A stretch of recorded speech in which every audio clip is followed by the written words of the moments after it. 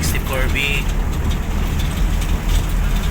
Naka-roof carrier 4x4 minivan, naka-mags, naka-aircon, naka-stereo na. So from Port San Carlos to Bacolod, test drive yan. So ito kami ngayon sa Barangay Rizal, San Carlos City, going to Bacolod na kami.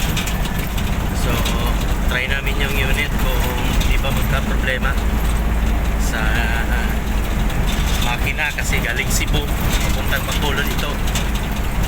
Sa amin nesting din namin ito para malaman namin yung fuel consumption niya sa gasolina at saka yung quality ng engine. So kasi surplus kasi Japan, so wala pang may-ari, nagkapangalan pa ni Superior. So in case may maghahanap, nandito sa Superior Motor Corporation, Bacolod 4 wheels. So ayan,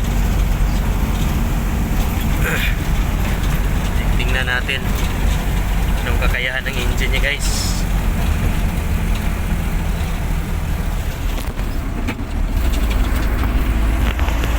So ayan, so ganda ang hatak ng makina.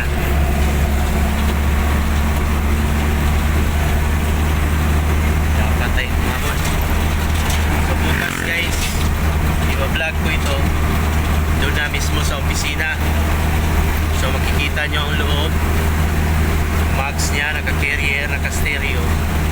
Post ko din to bukas. Abangan nyo na lang sa YouTube channel ko, sa Romero De La Torre YouTube channel. Tingnan nyo lang sa mga customer interested. See you sa Superior Motor Corporation, Bacolod 4 Wheels.